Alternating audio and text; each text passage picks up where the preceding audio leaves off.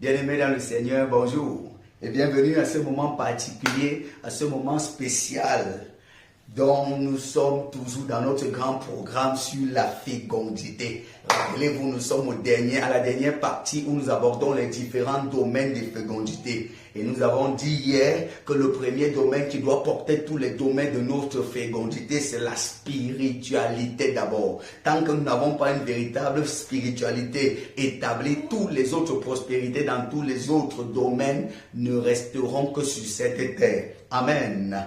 Aujourd'hui, nous abordons avec vous le deuxième domaine de la fécondité. Le thème de ce jour, c'est le domaine familial.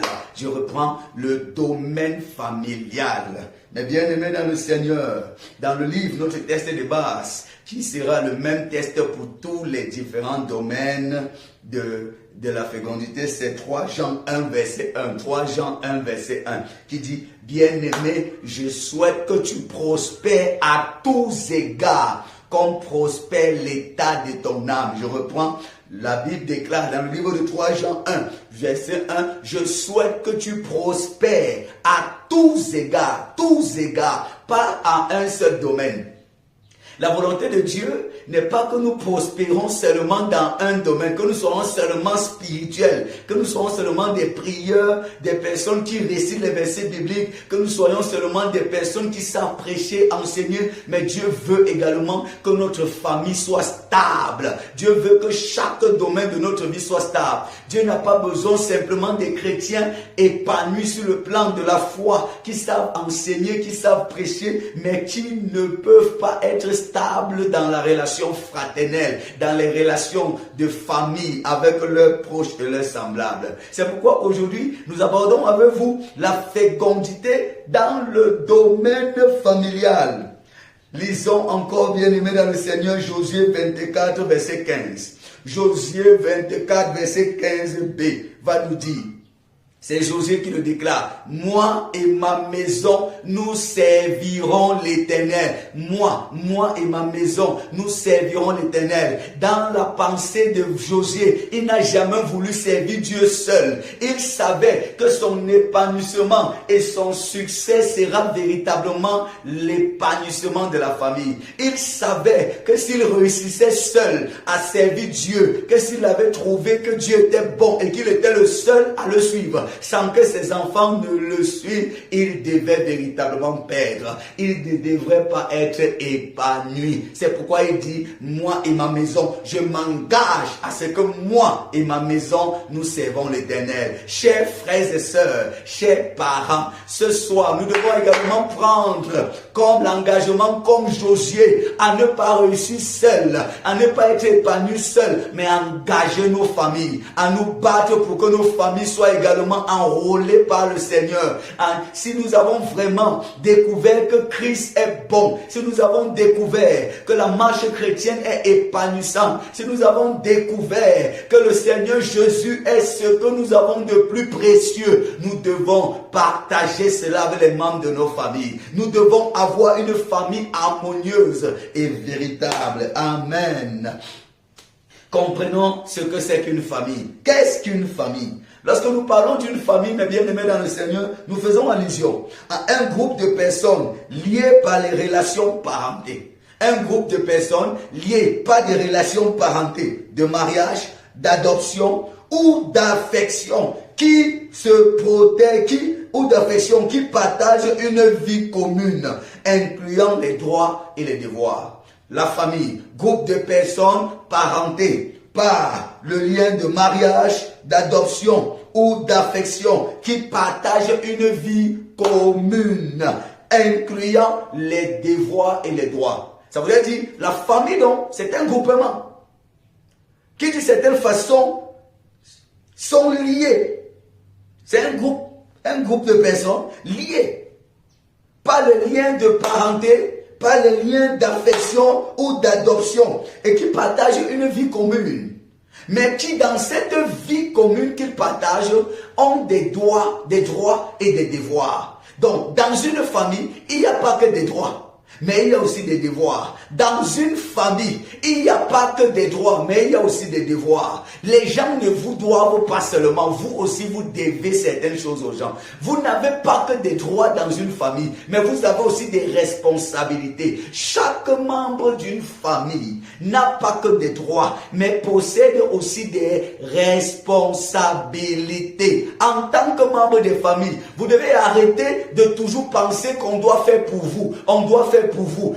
Vous devez aussi commencer à penser et à vous dire, qu'est-ce que je peux faire pour ma famille? Parce que nous sommes dans un contexte aujourd'hui où plusieurs membres des familles passent le temps à se demander, ma famille ne m'a pas aidé, ma famille ne m'a pas, ma famille m'a abandonné, ma famille ne m'aime pas, ma famille ne fait pas ceci pour moi, ma famille, toujours dans les lamentations, dans des plaintes, toujours en train de se plaindre de ce que la famille a fait ou n'a pas fait pour soi-même. À un moment, vous-même vous devez savoir que vous n'avez pas que des droits dans une famille. Vous êtes membre d'une famille et dans votre famille, vous avez aussi des devoirs. Vous avez aussi des devoirs vis-à-vis des autres membres de vos familles. Est-ce qu'à un moment, vous vous posez la question, ce que vous faites pour vos familles? Arrêtez de vous poser la question et de vous plaindre de ce qu'on n'a pas fait pour vous, de ce que vos frères n'ont pas fait pour vous. Vous aussi, vous avez fait quoi pour eux? Vous aussi, vous avez aidé votre famille en quoi? Vous aidez votre famille en quoi? Vous aussi, est-ce que vos frères, vos neveux ou vos cousins peuvent dire que vous avez fait quelque chose pour eux? Vous savez, ce qui est amusant, c'est que lorsqu'on se plaint de nos oncles, de nos tantes, ainsi de suite, demain nous devenons aussi des oncles et des tantes. Et nous faisons la même chose comme eux. Et nous n'apportons aucun changement. Mais bien aimés dans le Seigneur, la famille a des droits. Les membres des familles ont des droits, mais ils ont aussi des responsabilité. Amen. Mais bien aimés dans le Seigneur, voyons quelques importances d'une famille. Quelques importances d'une famille. Mais bien aimés, le premier dont je voudrais citer ici comme importance d'une famille, c'est que la famille, c'est la base de la société. La famille, c'est la base de la société. Pour qu'une société se porte bien, la famille doit bien se porter. Mais si nous avons des familles qui se portent mal, des mauvaises familles, nous aurons une mauvaise église. Et si nous avons une mauvaise église, nous aurons une mauvaise société. Regardez là dehors. Quand vous voyez la société en perte de repère aujourd'hui, où les gens sont dans un manque de respect total les uns des autres, où les gens vivent dans un mépris total, où les valeurs sont en voie de disparition. Quand vous voyez autour de nous, où vous voyez des personnes, les jeunes vivent dans une telle rébellion, les drogues passent par là, la délinquance montée de plus en plus, les mœurs de plus en plus en pleine dépravation. C'est simplement la manifestation des familles qui se portent de plus en plus mal. La société, l'état de la société est le reflet de la vie que nous avons dans nos familles. Quand les familles ne se portent pas bien, les gens se retrouvent dans la société. Amen. Donc la famille, c'est la base de la société. Nous ne pouvons pas jouer avec nos familles. Non. Si vous jouez avec votre famille, vous êtes en train de détruire l'avenir de la société. Si vous jouez avec votre famille, vous pouvez réussir seul, oui. Vous pouvez être épanoui. Mais les mêmes membres de votre famille que vous avez négligés et dont vous n'avez pas veillé à leur épanouissement et à leur réussite aussi, seront les premiers à vous agresser dehors. Je vous dis cela. Si vous voulez grandir seul, vous vous contentez d'être chrétien seul, d'avoir des bonnes valeurs seul, et vous vous dites, les membres de ma famille, ça ne me concerne pas, ce n'est pas mon problème. Tenez-vous tranquille, mes bien-aimés dans le Seigneur. Ce sont ces mêmes personnes qui vont vous agresser et vous voler vos voitures dehors. Ce sont ces mêmes personnes, lorsqu'ils vont se retrouver dans la société comme des fumeurs de drogue, ils seront les premiers à vous agresser, à vous cambrioler parce qu'ils n'ont pas de bonnes valeurs comme vous. Donc en bâtissant votre famille également, vous bâtissez la société et vous vous protégez vous-même. Amen. Mais bien aimés, nous ne devons pas nous amuser avec notre famille. C'est la pensée de Dieu que nous puissions être féconds aussi dans nos familles, dans le domaine familial, que nous réussissons dans ce domaine-là, avoir nos relations de part et d'autre dans notre famille. Deuxième élément de l'importance de la famille, c'est le développement personnel de l'homme. Développement personnel de l'homme. C'est dans la famille qu'on forge un homme. C'est dans la famille qu'on bâtit le caractère d'un homme. C'est dans la famille qu'on façonne la pensée, la personnalité d'un homme. C'est dans la famille qu'on bâtit l'individu. Une personne qui sort de l'extérieur ne sort la plupart des cas qu'avec ce qu'il a reçu dans la famille. C'est au moins 70% dans la famille et 30% dans la société. Écoutez, les gens se plaignent d'un certain nombre de choses, mais vous devez le savoir que ce que la famille dépose à l'intérieur de l'homme, c'est au moins 70%. Les 30 autres pourcents, il peut les prendre dehors. Mais vous comprenez, vous convenez avec moi que si à l'intérieur de la maison, on forge bien la personnalité de l'homme, on développe son mental, on le bâtit d'une certaine manière, quand il sortira, il aura une bonne base pour survivre et pour d'une certaine façon affronter tous les défis de la société. Je voudrais vous dire, ne jouez pas avec votre famille. Chers parents, les enfants que vous avez, c'est l'occasion pour vous de bâtir la société de demain en forgeant des travailleurs, en forgeant. Si nous avons une société de paresseux, c'est parce que d'une certaine façon, dans les familles, nous avons fait la promotion de la paresse. Si nous avons une société des personnes insolentes, c'est parce que dans nos familles, nous avons toléré l'insolence. Si nous avons une société des personnes voleurs, c'est parce que dans nos familles, nous avons toléré le vol. Si nous avons une société des personnes d'une certaine façon qui se comportent bien, c'est parce que dans la famille, nous avons privilégié cela. C'est dans la famille qu'on forge la personnalité de l'homme, qu'on travaille sur le développement de l'homme, personnel de l'homme. Parce que c'est là qu'il naît. C'est son premier environnement. La famille, c'est le premier environnement d'un enfant. Du coup, c'est tout l'ensemble de tout ce qui l'entoure, qui le façonne, qui le forge, qui le bâtit et donne à cette personne de grandir et d'être dans une certaine, d'avoir une certaine mentalité et une certaine pensée. C'est pourquoi, regardez les gens qui viennent de différentes familles. Ils ont le background de leur famille, de l'endroit où ils viennent. Même quand vous vous mariez et que vous épousez un homme, il a le background de la famille à laquelle il appartient. Une femme que vous épousez, elle sera aussi influencée par le background de la famille où elle vient. Même si nous sommes dans le même pays, nous n'avons pas les mêmes valeurs. Amen. Troisième importance d'une famille, le soutien émotionnel. Je reprends, le soutien émotionnel. La famille existe pour un soutien émotionnel, pour nous permettre de nous soutenir les uns et les autres. Et ces choses se bâtissent dès l'enfance.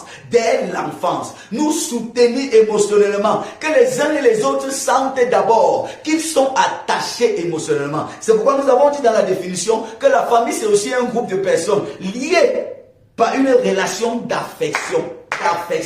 Et nous devons pouvoir nous soutenir émotionnellement dans une famille. Si l'un est touché dans ses émotions, sa tristesse doit pouvoir affecter les autres. Si l'un est joyeux, sa joie doit pouvoir concerner les autres. Et tout le monde se mobilise d'un camp pour pouvoir assister l'autre. Un soutien émotionnel. Parce que rappelez-vous, lorsque vous traversez des difficultés, et que vous passez par un ensemble de situations, même quand la société va vous rejeter, quand vous serez abandonné par vos amis, c'est vers votre famille que vous allez retourner.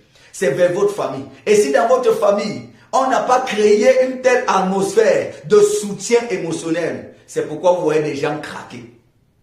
Quand vous voyez les gens malades de part et d'autre là, qui sont les premières personnes qu'on appelle? Ce n'est pas leur famille. Quand vous voyez des personnes d'une certaine façon, malgré qu'ils sont allés dehors jouer leur vie et tout, quand ils tombent dans un problème ou dans une difficulté, qui est la première personne qu'on appelle? Ce n'est pas sa famille. Ne jouez pas avec votre famille. Ne vous amusez pas avec la famille. Quatrième importance, la famille est importante en ce sens que c'est là qu'on transmet les valeurs. Écoutez, les valeurs ne sont pas supposées s'acquérir dans la société ou à l'école ou dehors. Quand vous avez les enfants qui grandissent, c'est à l'intérieur de la famille, pendant qu'ils sont en train de grandir, les enfants, que les parents forgent en eux ce qu'on appelle les valeurs. C'est pourquoi Josué dit, moi et ma maison, nous servirons l'Éternel. Moi et ma maison. Il s'engage à donner des valeurs chrétiennes à ses enfants. Et la Bible dit dans le livre de Deutéronome, inscris ces lois dans les cœurs des enfants, écris-les sur les murs, afin que personne n'oublie. Et la Bible va encore déclarer dans le livre de Proverbes 6, verset 22, instruis l'enfant selon la voie qu'il doit suivre. Quand il sera grand, il ne s'en détournera pas. Beaucoup de parents passent le temps à dire, on accouche l'enfant, mais on n'accouche pas le cœur. Quand vous accouchez l'enfant, le cœur est où? Le cœur est hors de l'enfant. Parce qu'on a démissionné, on ne veut plus faire ce qu'on a fait. Le Seigneur nous donne la responsabilité de l'éducation de nos enfants, la responsabilité de l'enfant, de la croissance de l'enfant et de son éducation encore à la famille, aux parents. Incombe aux parents. La société ne fait qu'amplifier ce que vous avez déposé. Si vous démissionnez et vous ne créez pas un environnement favorable à la croissance de l'enfant, la société va amplifier cela et vous donnera un résultat. Donc quand vous dites qu'on accouche l'enfant, on n'accouche pas le cœur. Ce n'est pas une parole qui tient.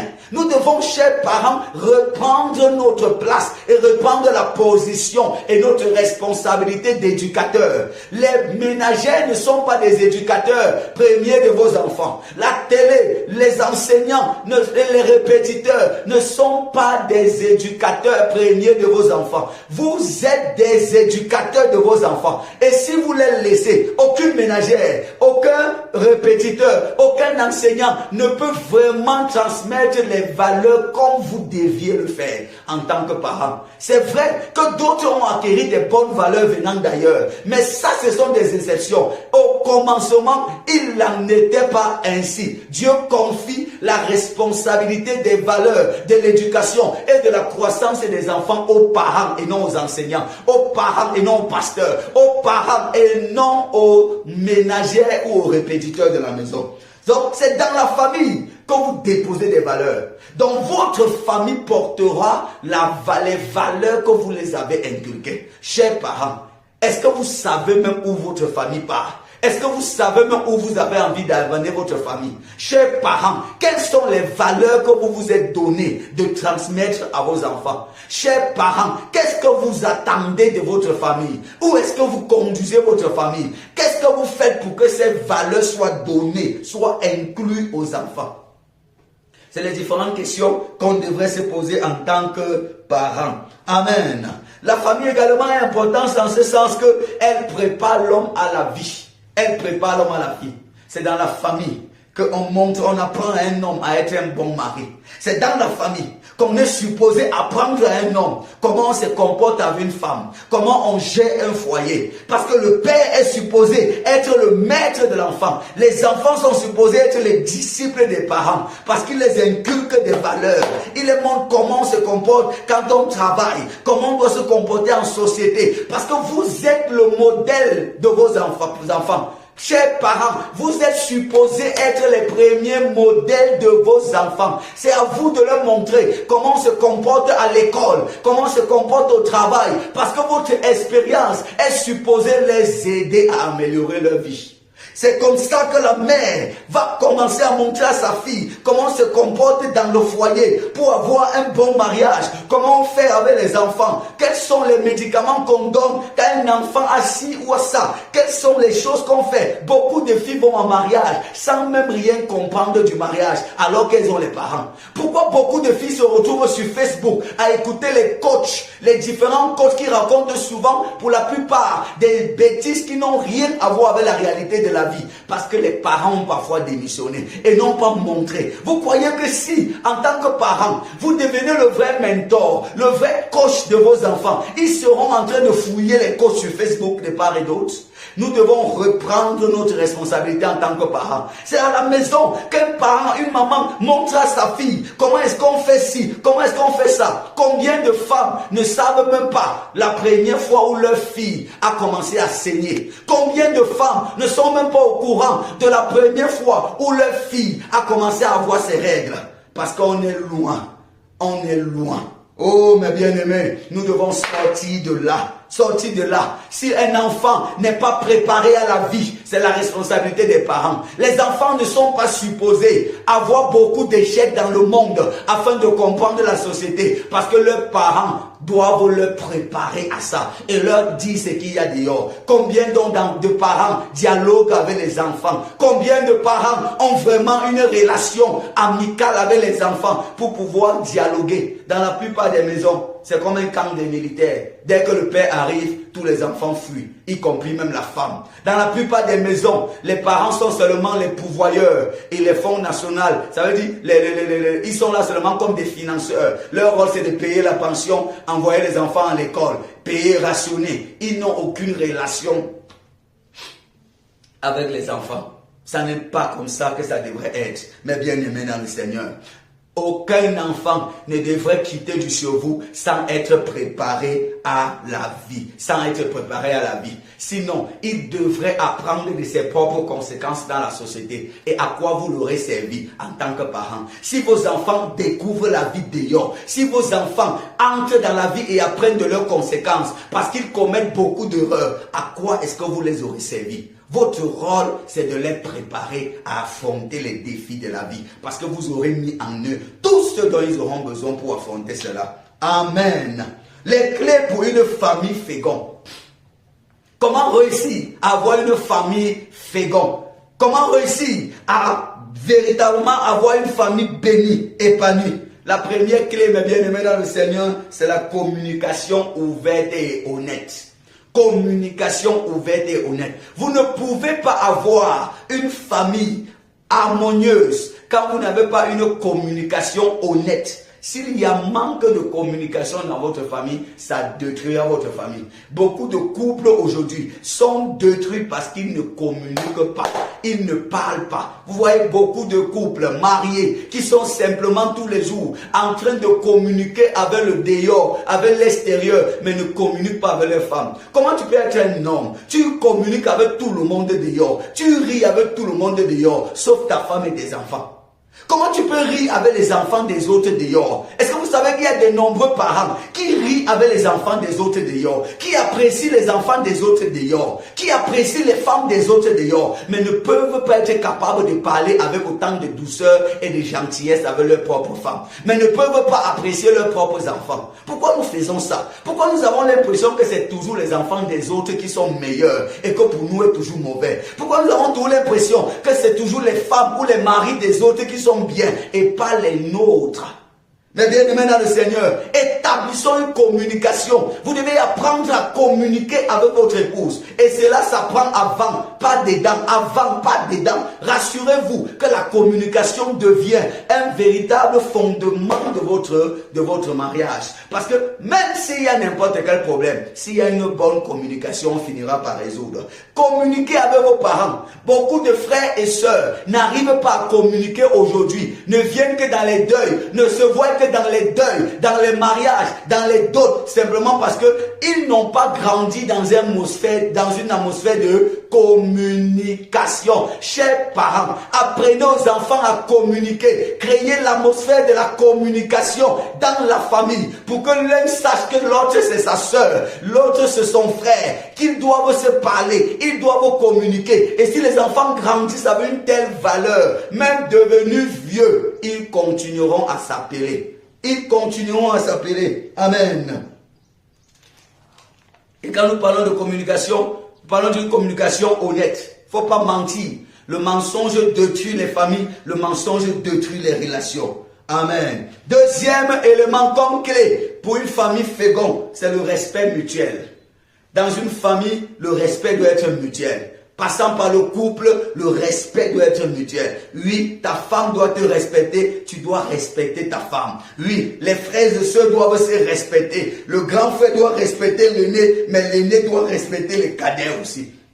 Le respect doit être mutuel. Quand le respect n'est pas au rendez-vous, ça commence à permettre aux uns aux autres de s'isoler. Parce que personne, l'homme de façon naturelle, n'aime pas rester dans un endroit où on le chiffonne, où on le méprise. Nous devons d'une certaine façon demeurer dans le respect des uns et des autres. Créer l'atmosphère du respect dans la famille. Que ce soit une famille où les uns se respectent, les autres se respectent, où le respect est mutuel. Les plus grands respectent les plus petits respectent les plus grands. Amen. 3. Équilibre entre la liberté et la responsabilité. C'est vrai que dans la famille, il y a la liberté. On peut avoir la liberté de voir la télé, de faire ci ou de faire ça. Mais vous devez aussi prendre vos responsabilités quand il faut prendre. Vous ne devez pas laisser les enfants aller dans la liberté jusqu'à sans limite. Vous devez pouvoir les amener à prendre leurs responsabilités quand il faut. Oui, on a la liberté de parler d'une certaine manière,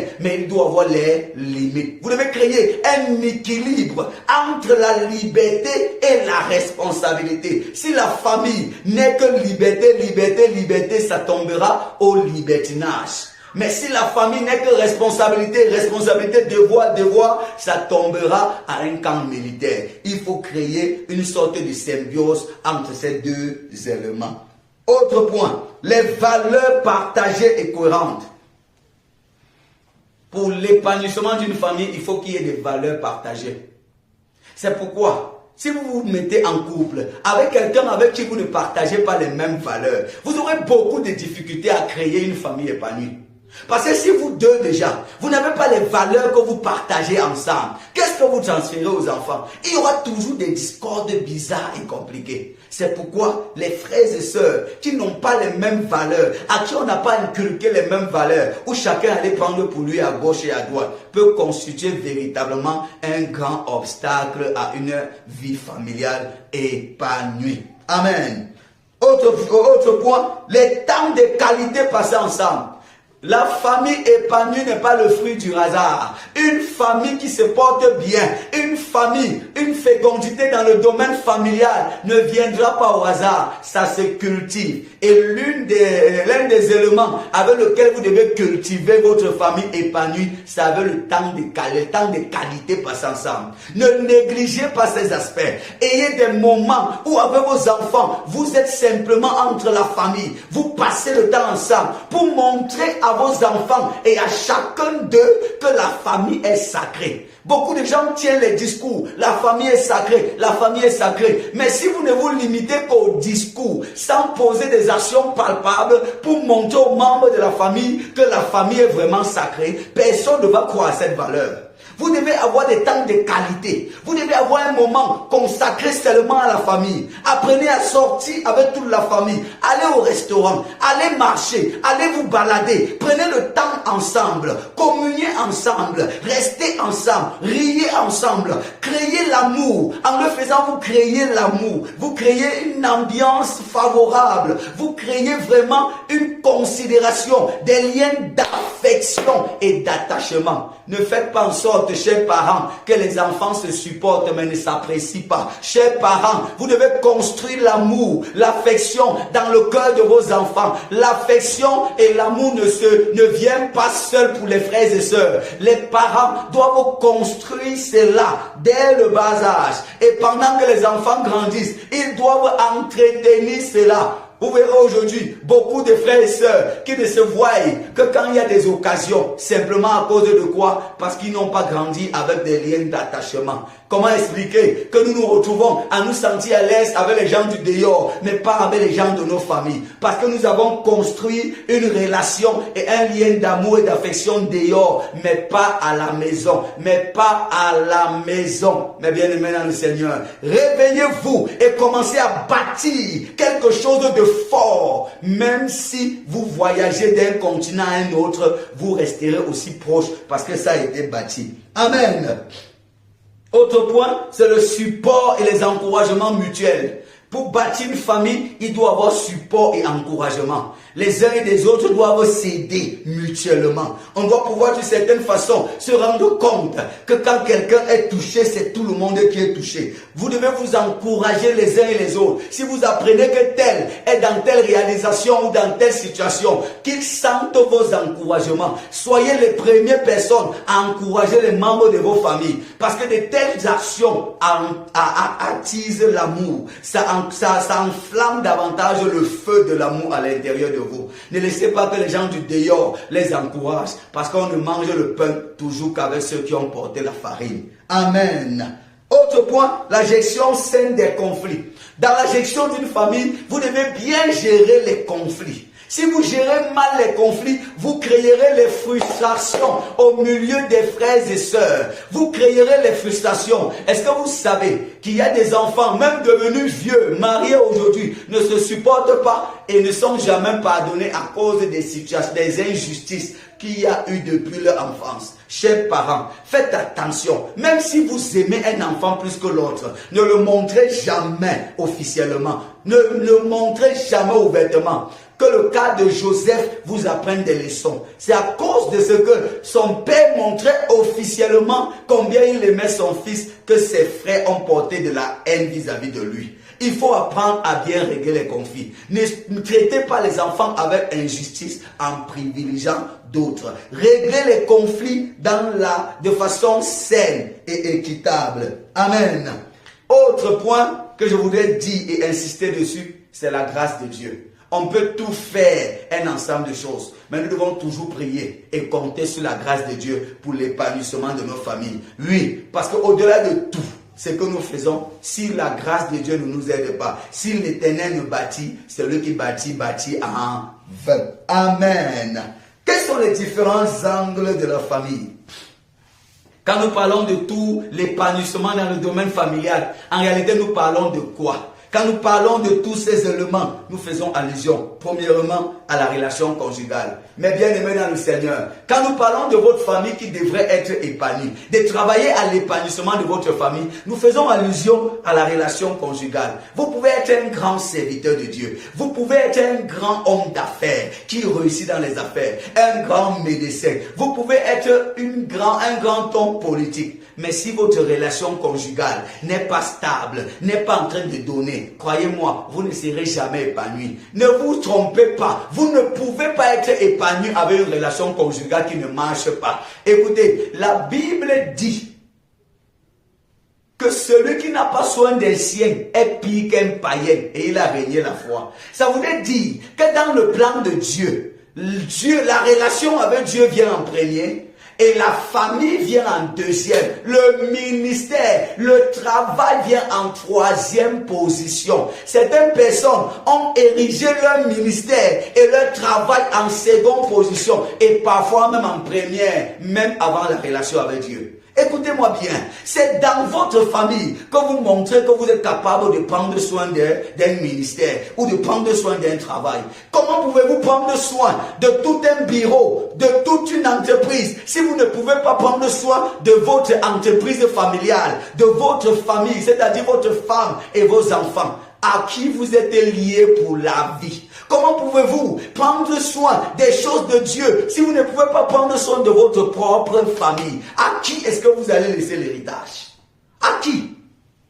C'est pourquoi nous devons faire attention. Le ministère ne vient pas avant la famille. Le ministère vient après la famille. C'est dans la famille que vous faites vos preuves. Si vous êtes capable de gérer un véritable ministère. Je voudrais prier les uns et les autres. Hommes de Dieu, hommes d'affaires, hommes politiques.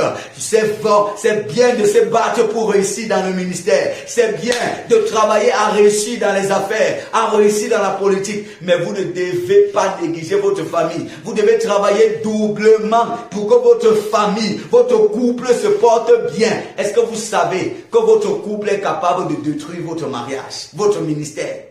Est-ce que vous savez que l'état et la situation de votre couple est capable d'acheter vos affaires? Est-ce que vous savez que votre couple qui se dégrade, qui ne se porte pas bien, est capable de détruire votre carrière politique? Est-ce que vous savez qu'une femme est capable de détruire votre femme? Quelqu'un, si elle n'est pas d'accord avec vous, si elle n'est pas dans les choses que vous faites, est capable d'empoisonner votre carrière ou votre ministère.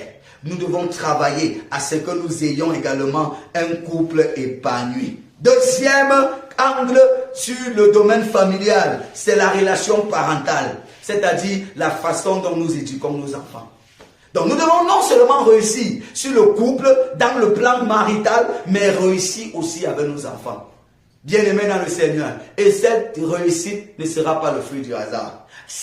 Nous devons compter sur la grâce de Dieu, mais nous devons faire également ce qu'il nous revient de faire en tant que parents. Rappelez-vous, c'est à nous d'éduquer nos enfants. La Bible dit, instruis l'enfant selon la voie qu'il doit suivre. Et quand il sera grand, il ne s'en détournera pas. Alors, s'il est instruit, il ne s'en détournera pas. Quels sont vos rapports avec vos enfants? Chers parents chrétiens, oui, vous êtes des hommes de feu. Vous descendez le feu et les miracles à tous les coups. Chers hommes d'affaires, vous faites beaucoup de millions en chiffre d'affaires. Mais quels sont vos rapports avec vos enfants? Quels sont vos rapports avec vos enfants? Comment est-ce que ça se passe? Oui, vous prêchez, vous faites les affaires, vous êtes des hommes politiques, vous réussissez apparemment, mais vos rapports avec vos enfants. Vous croyez vraiment qu'un parent peut être heureux à la fin de sa vie en voyant ses enfants sont des fumeurs de drogue? Vous croyez que ça peut nous faire plaisir en tant que parents de voir que vous êtes en train d'amener les enfants des autres au ciel, mais vos enfants sont en train d'aller en enfer? Vous croyez que vous êtes en train d'une certaine façon de monter dans les affaires et vos enfants sont en train de piétiner sur place? Ça peut vous faire plaisir? Mais bien aimés dans le Seigneur, autre élément, c'est les relations fraternelles. C'est-à-dire la qualité des relations entre les frères et sœurs. Est-ce que vous savez qu'il y a beaucoup d'hommes de Dieu qui ne se parlent pas avec leurs frères et sœurs? Est-ce que vous savez qu'il y a des hommes qui sont là dehors, mais ennemis avec leurs frères et sœurs? La fécondité dans le domaine familial, c'est aussi les bons rapports avec nos frères et sœurs. Nous devons travailler à avoir des bons rapports avec nos frères et nos sœurs. Autre point, c'est l'environnement familial. Créer, mes bien-aimés dans le Seigneur, une ambiance où les bonnes valeurs sont transmises. Nous sommes heureux quand dans notre famille, les gens se sentent acceptés et intégrés. Pas que tout le monde se voit toujours comme étranger. Les familles ne sont pas supposées être des magasins ou des dortoirs où les gens viennent seulement dormir et le lendemain partent. Les gens, vous devez créer l'atmosphère véritable où les uns et les autres se sentent épanouis. Amen. Sachez-le, qu'il y a des défis dans la fécondité familiale. Le premier défi, ce sont les conflits. Il y a des conflits qui arriveront. Des conflits seront là. Mais gérez-les bien. Le deuxième défi dans l'épanouissement d'une famille, c'est le manque de communication. S'il n'y a pas de communication dans le couple, avec les enfants, avec les frères et sœurs, il sera compliqué et difficile d'avoir une famille épanouie. Le troisième défi, ce sont les pressions extérieures. Quand je parle de pression extérieure, c'est le travail, c'est le ministère, c'est l'argent. Tout le monde est à la recherche de l'argent. Tout le monde est occupé par le ministère, occupé par son travail. Mais si nous cherchons tout l'argent là et nous perdons les enfants, nous perdons la famille, nous cherchons l'argent pour qui? Il peut y avoir des pressions du travail. Mais vous devez créer une discipline et un équilibre entre le travail, entre le ministère et votre famille. Ne perdez pas votre famille à cause du ministère. Parce que même quand vous seriez vieux, c'est dans votre famille que vous allez rentrer. Après avoir servi les gens dans le ministère, quand vous ayez bien fini de servir les gens dans votre ministère, c'est dans votre famille que vous allez rentrer. Ne perdez pas votre famille à cause de votre travail ou à cause de votre ministère. N'oubliez pas, la retraite existe, mais on ne prend pas de retraite avec sa famille. Amen. Les différentes valeurs et croyances peuvent constituer aussi un défi à l'épanouissement d'une famille. Quand on est là, rempli de valeurs différentes et de croyances différentes, ça sera aussi compliqué. Il faut travailler à surmonter cela. Finissons ce message avec quelques cas dans la Bible. Regardez. Josué nous montre un bon exemple. Moi et ma famille, nous servirons l'Éternel. Mais nous allons voir deux grands serviteurs de Dieu, tels que Samuel et Élie. Dans le livre de 1 Samuel 8, verset 3, 1 Samuel 8, verset 3, là il est écrit, les fils de Samuel ne marchaient point sur ses traces, et ils se livraient à la cupidité, recevaient des présents et violaient la justice. Vous voyez les enfants d'un grand serviteur de Dieu. Samuel avait un bon témoignage de la société. Personne ne le reprochait rien. Mais ses enfants ne le suivaient pas, ne marchaient pas dans ses pas. Vous croyez que Samuel était heureux? Quel parent peut être heureux d'être un grand homme d'affaires qui réussit dans les affaires, mais les enfants sont paresseux, ne veulent pas travailler? Quel parent peut être heureux d'être un grand ministre de Dieu, amenant les âmes au Seigneur, mais ses enfants sont en train d'être des sectaires initiés dans la drogue? Mais bien aimés, ne soyons pas comme Samuel. Deuxièmement, Élie. Élie était un grand homme de feu qui faisait descendre le feu du ciel. Mais la Bible dit que ses enfants, il était léger dans la discipline avec ses enfants. Et Dieu lui a reproché cette légèreté à cause de sa légèreté avec les enfants. Écoutez, Élie va dire, j'entends dire que vous faites ci, vous faites ça. Donc il ne savait même pas ce qui se passait dans la maison. Faites attention en tant que parent. On n'obtient pas une famille épanouie au hasard. Vous devez travailler à ce que la famille prenne vraiment son enracinement dans des bonnes valeurs. Que Dieu vous bénisse pendant que vous travaillez à l'épanouissement de votre famille et que la fécondité sur la famille soit effective. Ne réussissez pas seulement dans la foi, dans la vie spirituelle, mais nous devons réussir également dans notre famille. Shalom, que Dieu vous bénisse.